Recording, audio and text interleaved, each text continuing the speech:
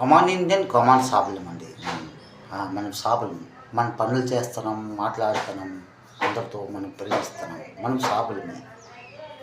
పనులు చేయము, మాట్లాడము, ప్రేమించమంటే ఆ సాబులం కాదు, శాపగ్రస్తులము. ఈ భూమి మీద ఉండడమే శాపగ్రస్తము. సాయిబులం ఎవరము కాదండి. ఆ భగవంతుడు సాహిబు. మనమందరము సాబలం, పనులు చేస్తున్నాం కాబట్టి. ఈ స్వర్గంలో ఉన్న మాటలు ఇండియా అమ్మ కనకదుర్గమ్మ మీతో నాతో మనమందరితో మాట్లాడుతుంది. కమాల్గా మాట్లాడుతుందండి. మా కుటుంబ చరిత్రతో కలిపే మీతో చెప్తున్నాను. కమాల్ మాటలు.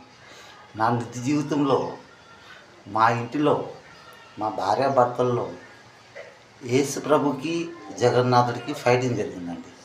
అక్కడ తిండికి, గుడ్డకి, మాటికి, మర్యాదలకి ఏం లేదు. అక్కడ యేసు ప్రభుకి జగన్నాథుడికి ఫైటింగ్ అయింది. అది ఏ విధంగా ఫైటింగ్ అయిందంటే, నా ఆవిడ కృష్ణకుమారి అనేది యేసే దేవుడు, నేను అదే అనేవాడిను, జగన్నాథుడే దేవుడు. ఆ దేవుళ్ళకి ఫైటింగ్ అన్నమాట ఈ కుటుంబంలో.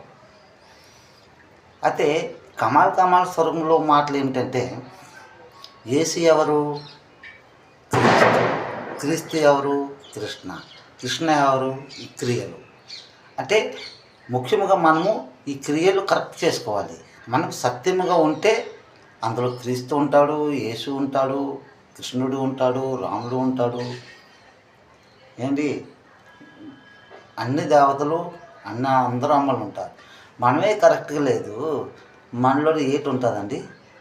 అది కోడి మాంసాలు, మేక మాంసాలు, పంది మాంసాలు, కుక్క మాంసాలు మనం తినేస్తున్నాము. అవే ఉంటాయి కదండి. ఆ ప్రేత ఆత్మలే ఈ చేసి ఇక్కడ ఉంటాయి. అవే మనకిలో పుట్టిస్తాయి. ఈ సత్యం అవునా కదండి.